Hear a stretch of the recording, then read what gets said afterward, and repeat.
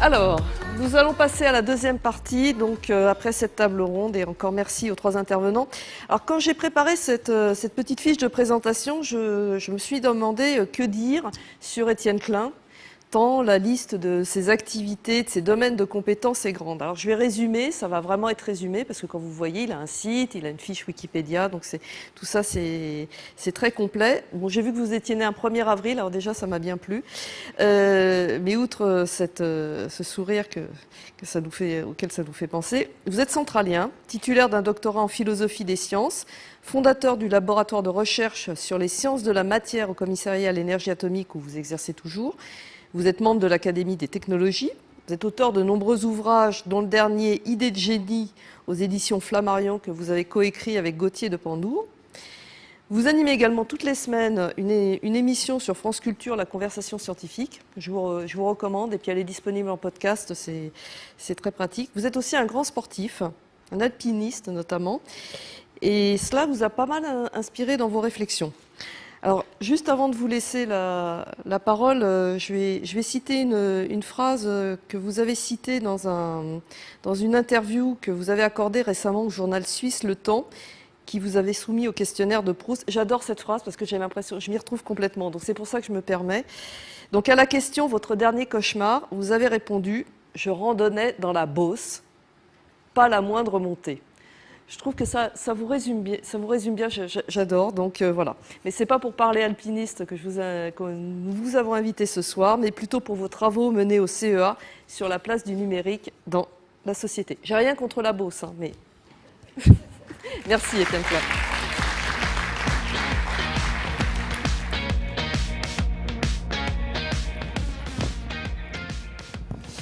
Bonsoir à toutes et à tous. Merci à Florence Puy-Barbeau pour son invitation. En fait, on s'est rencontrés il y a 2 ans, puis il s'est passé ce que vous savez, et du coup, j'ai eu le temps de travailler. Enfin, j'ai eu le temps de préparer cette intervention sur la place du numérique dans la société, ou plus exactement sur les problèmes que la société, ou les questions que la société se pose à propos du numérique.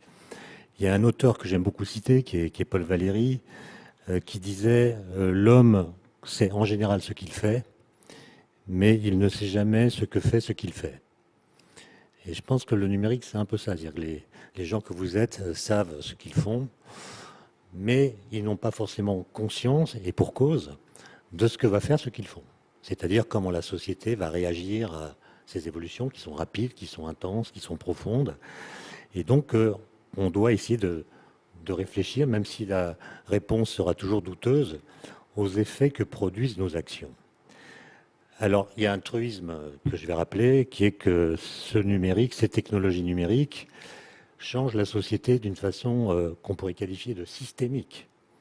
Elles tissent nos relations, elles charpentent nos vies. Un adolescent d'aujourd'hui, à cause du numérique notamment, ne vit pas du tout comme un adolescent d'il y a 50 ans. Et ces technologies numériques se déploient selon une économie très particulière qui combine ce qu'on pourrait appeler la profondeur, puisqu'elle touche la structure même des organisations, et la granularité, puisque toutes les tâches et toutes les fonctions sont concernées. Et il a été dit dans la table ronde qu'on vient d'entendre que certains métiers qui n'étaient pas très numérisés le sont devenus pendant la pandémie.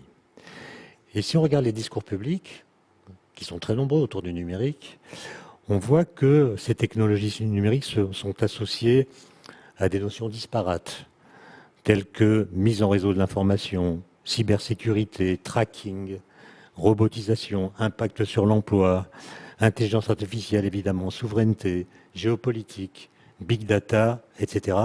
Et elles donnent lieu à un foisonnement d'analyses et de commentaires, comme toutes les nouvelles technologies d'ailleurs. Et leur seule invocation semble capable d'induire les scénarios les plus contradictoires. On les accole ici à d'effrayantes prophéties, là à de séduisantes promesses. À propos de l'intelligence artificielle, d'ailleurs, il y a une sorte d'ambiguïté qui vient du fait que c'est une traduction de l'anglais. Et comme vous le savez, le mot intelligence en français n'a pas le même sens qu'en anglais. En anglais, c'est gestion des données, traitement de l'information, alors que le mot intelligence en français se traduirait en anglais plutôt par cleverness, qui n'est pas la même chose que l'intelligence anglaise. Ça comprend la capacité de créer des concepts. Et surtout, ça comprend la capacité d'expliquer comment on a raisonné quand on a raisonné. C'est-à-dire l'intelligence à la française, si j'ose dire, ça consiste à avoir les moyens de montrer ce par quoi on est intelligent. Ce qui n'est pas le cas de l'intelligence anglaise. Enfin, vous m'avez compris. Je ne veux pas creuser le Brexit. Mais en fait, dans le discours public, il y a deux camps qui se font face. Il y a le camp de la catastrophe et il y a le camp du salut, en l'occurrence de la foi en une résolution de tous les maux grâce au numérique. Bien que ces thèses, évidemment, soient complètement antithétiques, elles s'accordent pour reconnaître que ces technologies mènent à un monde qui n'aura guère en commun avec celui dans lequel nous vivons, peut-être même à une véritable rupture anthropologique. C'est-à-dire que ça pourrait changer notre rapport au monde en général et notre rapport aux autres. En physique, par exemple, il y a une grande question fondamentale qui a été posée par un auteur que vous devez connaître, qui s'appelle Chris Anderson, qui est le rédacteur en chef de la revue Wired, qui posait la question de savoir si, avec le numérique, on n'allait pas bientôt assister à la fin de la physique. C'est-à-dire que la thèse, ou la question plutôt qu'il posait, c'est est-ce que, avec toutes les données que nous recueillons, des algorithmes intelligents ne pourraient pas nous permettre de mieux comprendre le monde physique que par les théories physiques. Autrement dit, est-ce que le monde n'allait pas mieux se livrer par le big data analysé par les algorithmes que par les théories physiques qui prétendent le décrire? Alors ça a engendré tout un débat que peut-être vous connaissez. Moi j'ai l'impression que pour l'instant non, c'est-à-dire que si on essaie de réfléchir à ce que Einstein savait sur l'univers en 1915, quand il a élaboré la théorie de la relativité générale, la nouvelle théorie de la gravitation, par rapport à nous, aujourd'hui, Einstein ne savait rien. Je veux dire par là qu'il ne savait pas qu'il existe d'autres galaxies que la nôtre, il ne savait pas que l'univers observable est en expansion, il ne savait pas d'où vient que les étoiles brillent, il ne connaissait pas les forces nucléaires, il ne connaissait en guise d'objet céleste que les étoiles, les planètes, et c'est à peu près tout. Or, depuis, nous connaissons, grâce aux télescopes, aux satellites et à beaucoup d'autres instruments, nous connaissons les pulsars, les quasars, les trous noirs, les ondes gravitationnelles, etc. Et aucune de ces découvertes n'a remis en cause les équations d'Einstein. Et maintenant, faites une expérience de pensée. Imaginez qu'on ait toutes les données qu'on a aujourd'hui, recueillies par des satellites, des télescopes, des accélérateurs de particules, des collisionneurs. Donnons-les à des algorithmes. Est-ce que ces algorithmes seraient capables de retrouver les équations d'Einstein? Sans doute que non. Pour la suite, je ne sais pas, mais aujourd'hui, non. Même pour la chute des corps, si vous prenez la première loi de la physique contemporaine, qui est la loi de Galilée, tous les corps tombent à la même vitesse, dans le vide. Imaginez qu'on donne à un algorithme des données concernant la chute de corps dans l'atmosphère, de tailles différentes, de formes différentes, et on enregistre tout, les vitesses, les accélérations, les positions, les trajectoires, compte tenu de la vitesse du vent, des paramètres thermodynamiques de l'atmosphère, etc. Évidemment, l'algorithme raffinera tout ce qu'on sait sur la chute des corps. Mais est-ce que l'algorithme serait capable de dire, après avoir obtenu toutes ces données dans l'atmosphère, dans le vide, tous les corps tomberaient à la même vitesse? La réponse est non. Autrement dit, Galilée, sans faire d'observation, en imaginant simplement des expériences de pensée, a trouvé une loi qu'on ne peut pas déduire de l'observation. D'autant plus qu'elle contredit l'observation, puisque l'observation en direct nous montre que les grosses pierres tombent plus vite que les petites pierres. Petite digression pour dire que le numérique intéresse aussi les physiciens. On a beaucoup parlé du confinement dans la table ronde précédente, et en effet, le confinement a offert une parfaite illustration de l'ambivalence des technologies numériques. Nombreux sont ceux qui ont pu continuer à exercer leur activité professionnelle grâce au télétravail, à bénéficier de soins grâce à la télémédecine, à continuer leur formation grâce au téléenseignement, à rester en relation sans risque d'infection avec leur famille et leurs proches, etc. Mais dans le même temps, la pandémie s'est accompagnée d'une mise en scène implicite des arguments des deux camps que j'ai évoqués plus haut, le camp du salut, le camp de la catastrophe, les uns dénonçant une déjà trop grande virtualisation de la société, les autres imaginant des solutions exclusivement numériques pour toutes sortes de problèmes. On voit que, et ça a été dit tout à l'heure, le confinement a développé l'usage du numérique. Mais ça pose une autre question, qui est l'inverse. Est-ce que le numérique ne va pas développer notre confinement? C'est-à-dire, est-ce que le numérique va nous atomiser ou est-ce qu'il va au contraire raffermir ce qu'on appelle aujourd'hui le lien social? C'est une question ouverte. Mais en s'habitant au numérique, est-ce qu'on ne se confine pas? J'ai déjeuné aujourd'hui dans un restaurant de Monaco. Il y avait des familles, des gens en vacances. Tout le monde regardait son portable. Donc voilà, c'est le genre de questions qui sont posées. De même, la digitalisation croissante de la société a pour effet de mettre hors de la vue du monde tous ceux dont le rôle ou la profession est lié à la présence, soit parce qu'ils travaillent physiquement, je veux dire avec leur corps, soit parce qu'ils sont exclus de ce monde numérique pour des raisons qui peuvent être sociales, économiques, cognitives, générationnelles, voire géographiques, puisqu'il existe des zones blanches. C'est donc la configuration générale de la cité, et pas simplement celle des entreprises, qui est modifiée, ce qui engendre de nouvelles questions, qui sont des questions éthiques, des questions politiques et des questions qu'on appelle aujourd'hui sociétales. Alors l'exercice auquel je me suis livré, c'est de regarder dans les médias, dans les journaux notamment, comment est-ce qu'on parle du numérique, quelles sont les questions qui sont posées. Ensuite, j'ai lu des ouvrages rédigés par des philosophes sur le numérique, des gens qui sont intéressés au numérique. Je pense à des gens comme Bernard Stiegler, Philippe Delmas, Gaspard Koenig, Stanislas Dehaene, Alain Supiot, Alexei Greenbaum, Rodolphe Gélin et Éric Sadin, qui ont écrit des ouvrages que j'ai lus. Et j'ai essayé de catégoriser les questions posées. Il y en a 5 au total. Ce qui ne veut pas dire que j'estime que ces questions sont des bonnes questions ou des mauvaises questions. J'essaie de vous dire les questions qui sont posées, à tort ou à raison, par des gens qui se sont intéressés, en philosophes ou en citoyens, à la question générale du numérique. Première question, elle concerne ce qu'on pourrait appeler le contrat social. La question est, est-ce que le contrat social risque de se dissoudre? Alors pourquoi est-ce que cette question est posée? Parce que, en fait, nous assistons, grâce au numérique, à l'avènement d'une nouvelle condition de l'individu contemporain. Dès lors que nous sommes connectés, nous pouvons désormais façonner notre propre accès au monde depuis un smartphone et en retour, nous sommes façonnés par les contenus que nous recevons en permanence par les réseaux et les algorithmes qui nous abreuvent d'articles, de vidéos qui vont dans le sens de ce que nous pensons. Ainsi, nous pouvons bâtir une sorte de monde sur mesure, ce que j'appellerais un chez-soi idéologique, en choisissant les communautés cloud qui nous correspondent le mieux.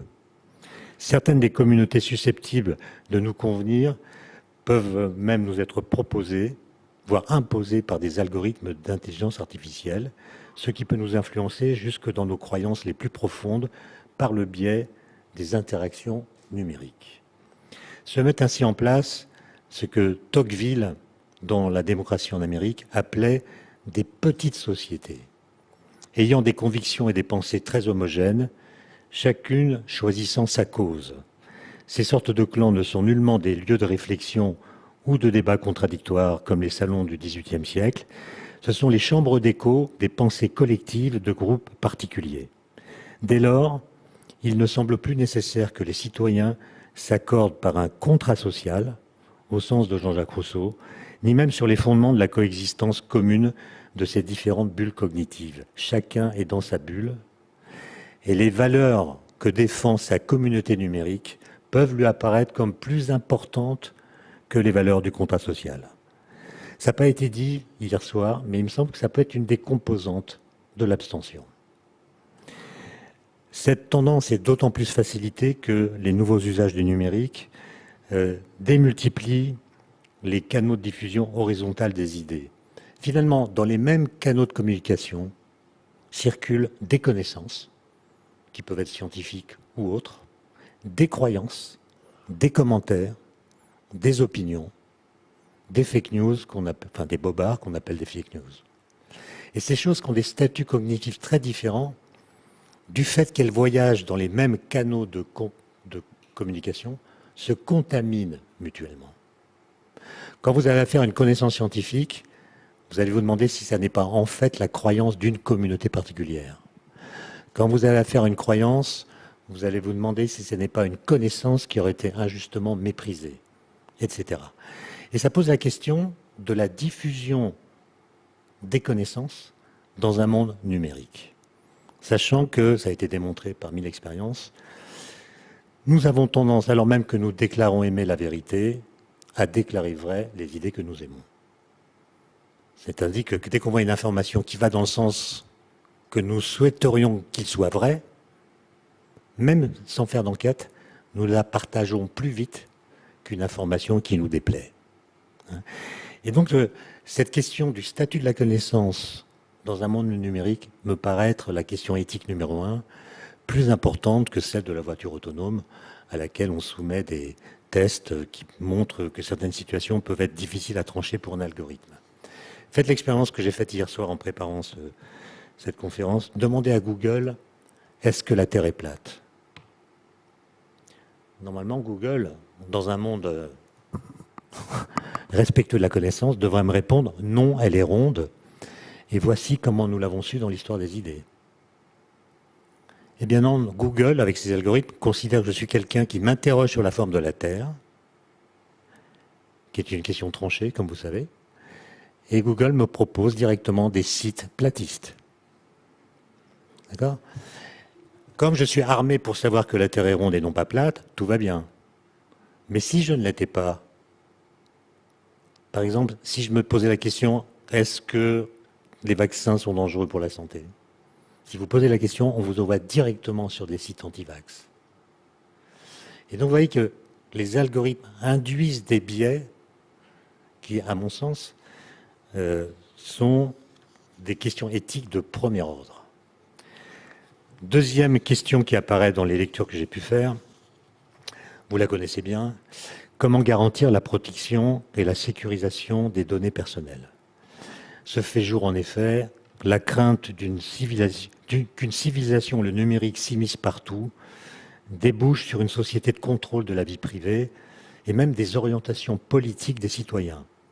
On assisterait à une sorte d'indexation exhaustive du monde, à la quantification de tous ses aspects, des objets comme des êtres vivants, en permanence suivis par leur ombre digitale et contrôlés grâce à elle.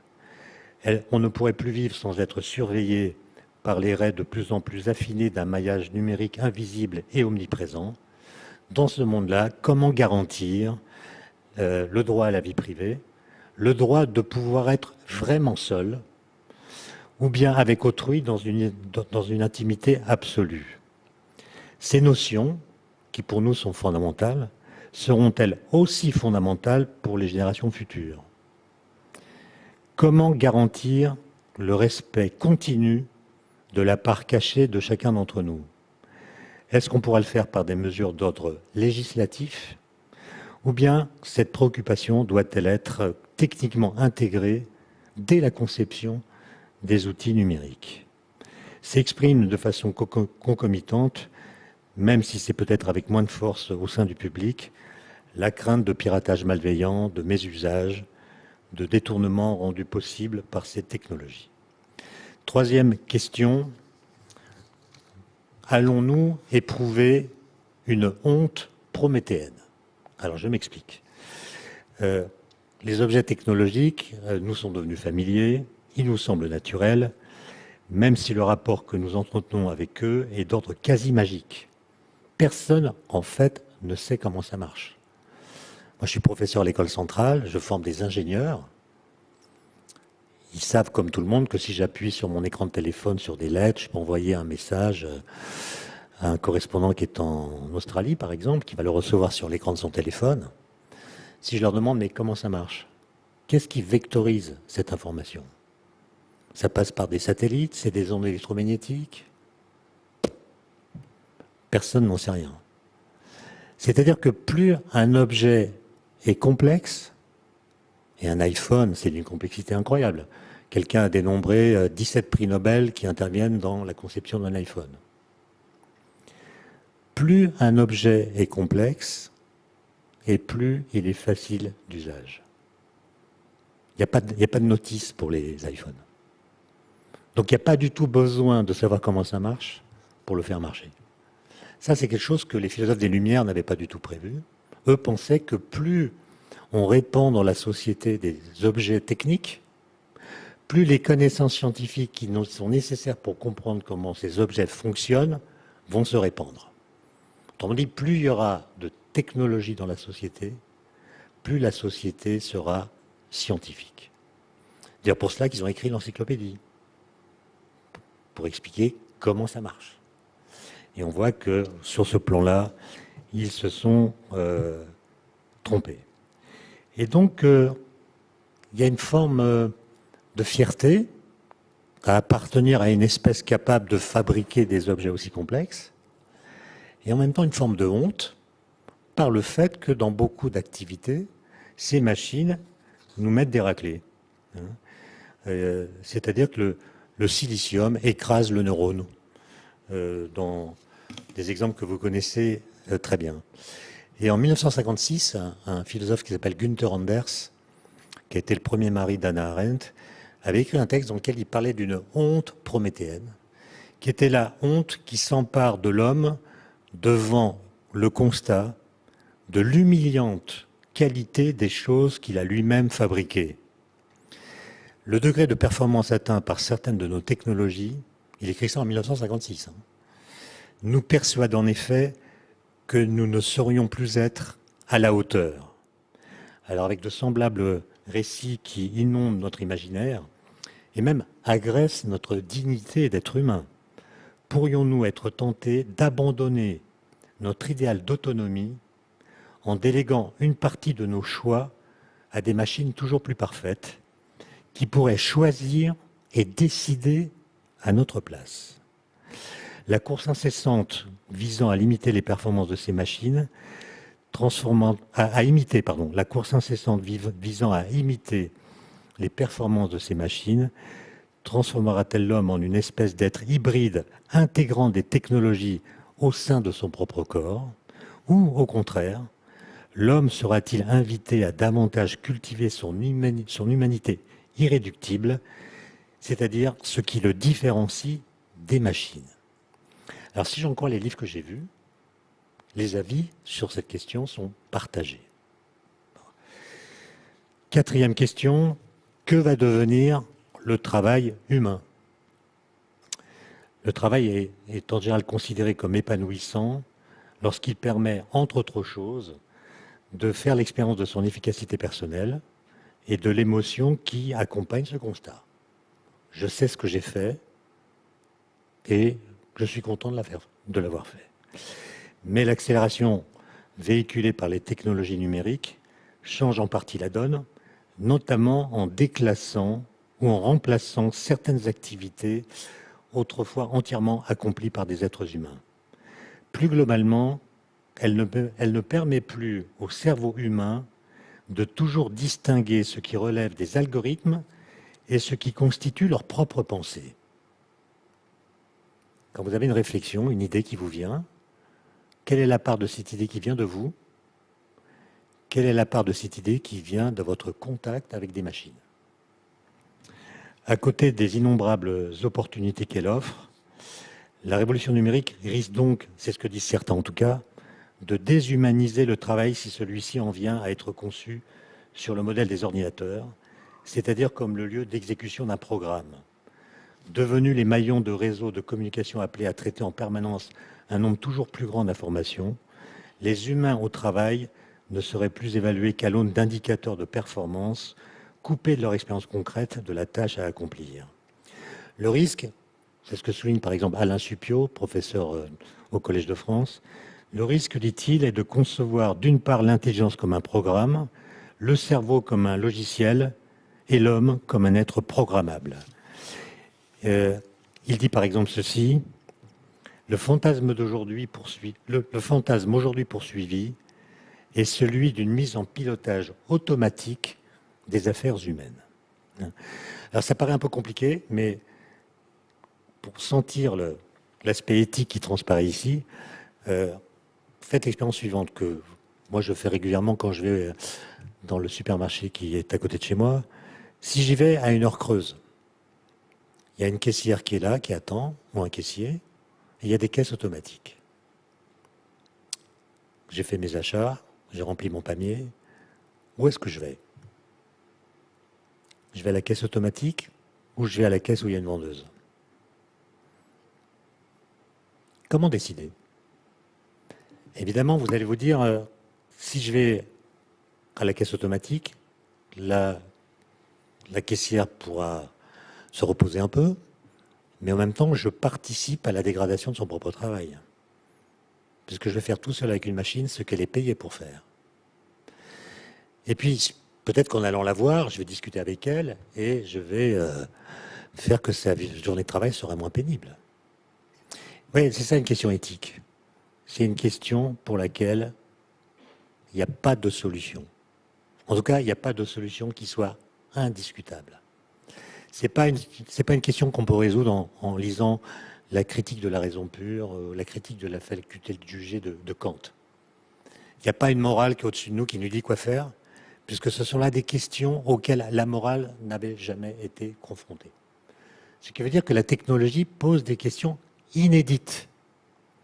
Et nous allons devoir y répondre sans utiliser forcément les recettes qui avaient fait leur preuve dans le passé. C'est ça qui est fascinant dans la période actuelle, c'est que d'une part, l'idée de progrès est une idée que nous avons abandonnée. Je veux dire par là que le mot progrès est un mot qui a disparu des discours publics. Il a été remplacé par le mot innovation, qui est presque un synonyme, mais qui ne dit pas la même chose. On a remplacé le mot progrès par le mot innovation comme si on avait voulu moderniser l'idée de progrès. Mais en réalité, quand vous regardez la rhétorique du progrès et que vous la comparez à la rhétorique de l'innovation, vous constaterez rapidement que notre façon de parler de l'innovation ne rend pas justice à l'idée de progrès. Ça se voit d'une façon très simple. Croire au progrès, c'est penser que le temps qui passe est constructeur. Il est complice de notre liberté et de notre volonté. Et donc l'idée de progrès, c'est une idée sacrificielle. Croire au progrès, c'est accepter de sacrifier son présent personnel au nom d'un futur collectif qui a été configuré. On se sacrifie pour nos enfants, en quelque sorte. On travaille pour eux. On travaille pour qu'ils vivent mieux. Alors que la rhétorique de l'innovation, telle que vous la trouvez dans différents documents, notamment européens, est une rhétorique qui implicitement s'appuie sur l'idée que le temps qui passe est non pas constructeur, mais corrupteur. Le temps aggrave les défis auxquels nous sommes confrontés. Lisez par exemple le texte de 2010 de l'Union européenne qui devient H2020, Horizon 2020 en remplacement du traité de Lisbonne qui voulait faire de l'Europe la société de la connaissance. Là, il s'agit de devenir l'union de l'innovation. Texte de 50 pages, première page. L'Europe a compris que les défis auxquels elle est confrontée s'aggravent à mesure que le temps passe. Changement climatique, raréfaction des ressources, vieillissement de la population, etc. Et elle a compris également qu'elle ne pourra relever ces défis que grâce à l'innovation. Autrement dit, vous voyez la différence. C'est que c'est l'état critique du présent qui réclame l'innovation, celle que nous devons faire pour que ça ne change pas. Il faut innover pour empêcher que le monde se défasse. Alors que l'idée de progrès, elle était, elle, mue par l'idée d'un monde futur configuré à l'avance qui nous apparaît à la fois crédible et attractif. Attractif, c'est la condition pour que nous acceptions de faire les sacrifices dont j'ai parlé tout à l'heure. Et donc c'est intéressant parce que puisqu'on ne parle plus de progrès et seulement d'innovation, ça nous fait voir que la science et la technologie, qui produisent des connaissances, produisent également de l'incertitude, mais c'est une incertitude d'un type très spécial. C'est-à-dire La science ne nous dit pas ce que nous pouvons faire et devons faire de ce qu'elle permet de faire. Elle ouvre des nouveaux possibles. Elle ne nous dit pas ce que nous devons faire de ces possibles. Lesquels choisir? En fonction de quels critères? Alors qu'avec l'idée de progrès, ce que la science permet de faire, on le fait. Parce que la science, c'est le moteur de l'idée de progrès. On le fait, puis on verra bien. Là, il faut choisir. Il faut choisir en mettant en compétition des valeurs qui sont moins fortes que les principes. Une valeur, c'est moins fort qu'un principe. Parce que la valeur d'une valeur dépend des évaluateurs. Et donc, quand vous prenez un sujet comme la 5G, comme le nucléaire, comme les OGM, comme les cellules souches, quand il y a des débats, les uns mettent sur la table des valeurs économiques, d'autres mettent sur la table des valeurs liées à la santé, d'autres mettent sur la table des valeurs liées à leur conception de ce que doit devenir l'homme, des valeurs qu'on pourrait qualifier de néo-rousseauistes, retour à la nature, etc. Et ça n'arrive jamais à converger parce que ces valeurs finalement s'opposent et aucune ne peut se prévaloir d'une valeur supérieure par rapport aux autres. 5e question, et je crois qu'il faut que je me dépêche, la question des robots, évidemment. Est-ce qu'ils vont bouleverser le marché de l'emploi? Est-ce qu'ils pourraient devenir autonomes? Et est-ce qu'ils pourraient devenir émotionnels? Dans l'esprit du public, la démarcation entre les technologies numériques proprement dites et les systèmes mécaniques très incarnés, tels que les robots, n'est pas nette. Les gens confondent un peu tout, d'après ce que j'ai pu lire. C'est pourquoi il faut aussi interroger le statut des robots et identifier les questions sociétales qu'ils posent. Évidemment, il y a des robots un peu classiques qui participent à des procédés de fabrication, mais on en voit aussi qui exécutent des opérations complexes grâce à des outils numériques qui disposent de capacités d'analyse de situations, voire d'interaction avec les humains. Il y a des robots qui utilisent des algorithmes et des techniques d'IA avec des interfaces adaptées et des moyens mécaniques pour se déplacer ou bien saisir des objets. Et dans un tel contexte, le risque est que le besoin de qualification se résume à une course contre la machine, pour reprendre une expression de Philippe Delmas. Donc il y a deux questions que j'ai repérées qui sont posées partout. Première question, est-ce que les robots vont rapidement disqualifier toutes sortes d'emplois qui sont déjà qualifiés de non qualifiés? Seconde question, qui concerne plutôt l'avenir des capacités des robots. Est-ce que les robots pourraient un jour acquérir une certaine autonomie, c'est-à-dire accomplir des actions qui n'auraient pas été programmées directement par l'homme, en conséquence par exemple du deep learning? Le robot ferait des choses de sa propre initiative que personne n'aurait réclamé de sa part. Et cette question est posée parce qu'il existe à l'évidence un continuum difficile à caractériser de façon précise entre automatique et progressivement autonome, dès lors que la machine peut réaliser ses propres apprentissages et en déduire des actions auxquelles nous n'aurions pas pensé et sur lesquelles, par voie de conséquence, nous ne nous serons pas prononcés. La machine peut agir sans notre accord. Est-ce que la machine, si elle devenait autonome, saurait ce qui est bon pour nous?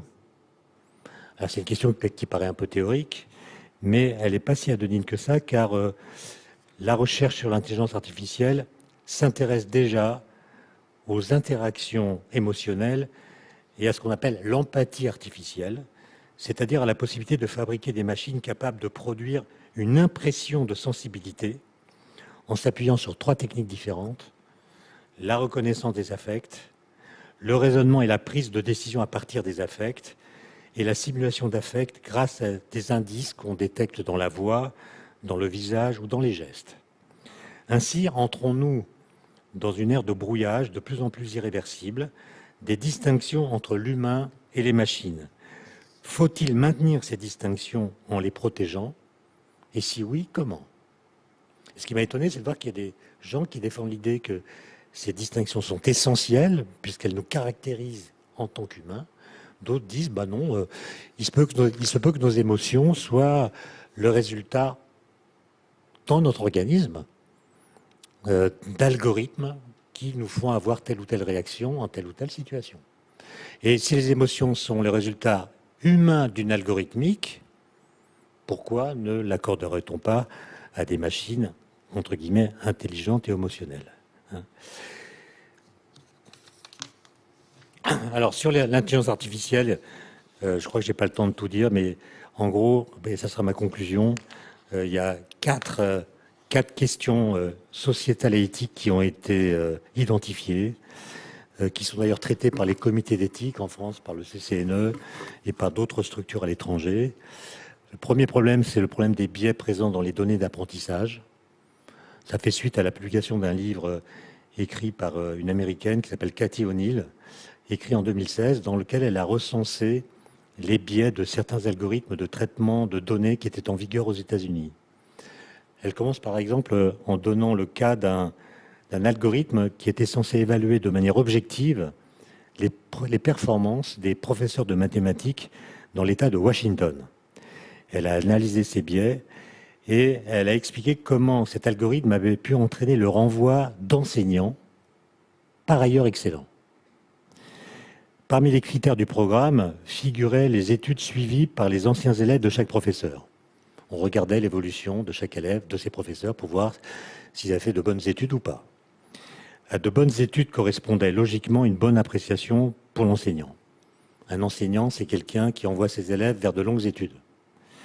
C'était oublier que certains excellents professeurs héritent de classes très difficiles et dans un tout autre domaine bien connu, elle montre que pour des raisons similaires, un système de reconnaissance faciale ne doit pas être entraîné sur les visages des personnes ayant la même couleur de peau. Donc le biais des données qu'on livre aux algorithmes, c'est essentiel. Deuxième problème, celui de l'explicabilité. Contrairement à l'humain, un système informatique ne comprend jamais le sens de ses actions. Il donne des résultats numériques, mais sans jamais expliciter les étapes qui lui ont permis d'arriver à ces résultats, nous laissant dans un flou scientifique. En somme, ces machines, ces systèmes informatiques peuvent apprendre, mais sans comprendre. Apprendre sans comprendre. Cela peut d'une part engendrer des conséquences néfastes, par exemple des injures générées de façon automatique, d'autre part empêcher que l'humain puisse exercer son esprit critique à propos des avis ou des conclusions fournies par les machines. Ça, c'est un problème qui est identifié comme majeur. Si un algorithme, un logiciel vous donne un avis, par exemple Waze qui vous dit qu'il faut passer par tel endroit pour rentrer chez vous le soir, bon, si Waze se trompe, c'est pas très grave, vous perdez 10 minutes au pire sur votre temps de transport, mais Waze ne vous dit pas pourquoi vous devez faire un détour. Donc soit vous lui faites confiance, et tout va bien, soit vous ne lui faites pas de confiance. Dans tous les cas, vous ne pouvez pas exercer votre esprit critique sur ce qu'il donne comme avis, puisque vous ne savez pas dire comment il est arrivé à cet avis. Quand c'est ouais, c'est pas très grave. Mais quand c'est un logiciel qui vous dit, voilà, on a une alerte tsunami en Méditerranée, si vous avez une alerte, vous devez la signaler pour qu'on évacue les plages, mais vous n'avez pas le droit aux fausses alertes. Parce qu'une fausse alerte va conduire à ce qu'on évacue les plages, il y aura des dégâts, des morts, à cause de la panique, alors qu'il n'y a pas de tsunami. D'accord ? Quel esprit critique pouvons-nous exercer sur une alerte ou sur un avis dont nous ne savons pas dire par quel raisonnement et quelles données il a été formulé. Troisième problème, celui de la spécification. Les notions humaines, appelons-les comme ça, ne peuvent être ni traduites dans le code informatique, ni apprises mécaniquement avec une précision absolue. Par exemple, si une règle préconise de protéger l'homme, voilà, vous avez une règle, le but c'est de protéger l'homme, le système doit savoir ce que signifie l'homme. Or, il y aura tôt ou tard une erreur dans l'identification ou dans la catégorisation, ce qui pourrait poser des problèmes terribles. Quatrième et dernier problème qui est discuté par le CCNE, le problème de la maîtrise. en l'absence de compréhension mathématique satisfaisante du fonctionnement des systèmes d'apprentissage profond, il reste impossible de démontrer rigoureusement que leur comportement ne sortira pas du périmètre autorisé. D'accord ? Vous voyez, c'est des questions quand même très difficiles, très techniques. Elles sont difficiles d'un point de vue philosophique, mais elles sont également difficiles d'un point de vue technique. Et la société, à tort ou à raison, sur ces questions-là, réclame des débats. Il y a eu sur la 5G, sur les nanotechnologies, il y a eu des débats, mais vous aurez remarqué comme moi que dans ces débats, on observe une sorte de décorrélation entre la militance et la compétence. Ce que j'appelle la militance, c'est le fait d'être pour ou contre. Hein. On peut militer contre quelque chose, on peut militer pour quelque chose. Et quand je parle de décorrélation entre la militance et la compétence, je peux trouver des exemples sur les OGM, le nucléaire, la 5G, les vaccins, etc. C'est toujours la même chose. C'est-à-dire, vous pouvez être pour le nucléaire sans être absolument capable de dire pourquoi on met de l'uranium dans les centrales nucléaires. Qu'est-ce que l'uranium a de spécial? Pourquoi on ne met pas de l'iridium ou autre chose? Vous pouvez être contre le nucléaire sans être capable de dire pourquoi on met de l'uranium dans les centrales nucléaires.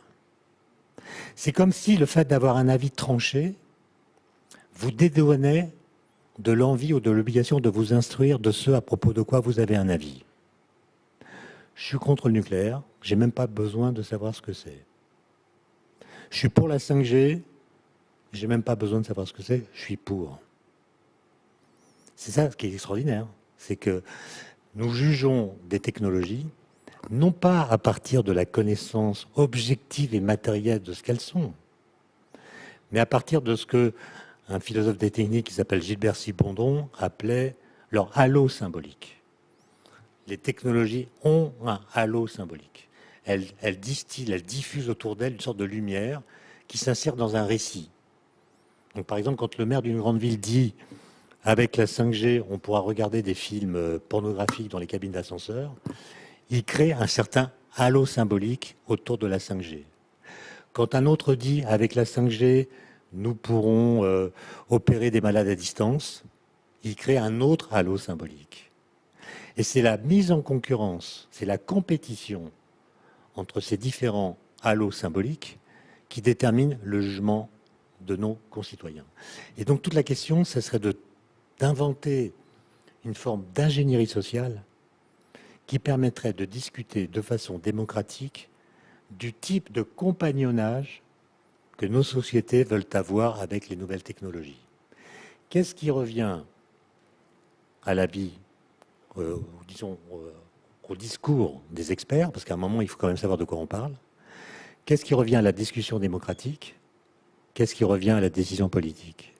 Je vous rappelle que le verbe débattre, c'est un très vieux mot de la langue française, qui date du XIIe siècle. Débattre, dans le sens étymologique du terme, ça veut dire, ça désigne ce qu'il faut faire pour ne pas se battre. Débattre, c'est le contraire de se combattre. Débattre, ça veut dire argumenter, pratiquer une sorte de politesse de l'esprit. Ça veut dire refuser les arguments d'autorité. Ça demande prendre du temps, ne pas interrompre, etc. Ça prend donc du temps. Ça peut être très ennuyeux. Mais à la fin, on sait ce sur quoi on est d'accord et ce sur quoi on n'est pas d'accord. Alors que le débat au sens médiatique du terme, si on prend deux personnes dont on sait qu'elles ne sont pas d'accord et on organise un clash qui, paraît-il, est plus efficace du point de vue de l'audimat. Et donc, ça sera ma conclusion. Moi, je m'étonne que dans les débats publics qui ont lieu sur la 5G, on entende assez peu les gens compétents, en fait. C'est comme si les gens compétents, comme vous l'êtes, étaient des gens qui, étant compétents, ont des positions modérées. Du coup, on ne les entend pas. Et c'est ceux qui ont des positions très radicalisées, assez peu argumentées, qui s'appuient uniquement sur les halos symboliques, c'est eux qui polarisent la discussion et clivent la société entre pour et contre. Et les gens se déterminent à partir d'informations extrêmement laconiques, parfois fausses, sur la réalité objective des sujets sur lesquels ils sont invités à se prononcer. Et donc ma conclusion, ce serait, puisque vous êtes compétent et que vous êtes modéré, en tout cas c'est ce que j'ai entendu à la table ronde, eh bien, vous devriez vous engager sans modération. Merci pour votre attention.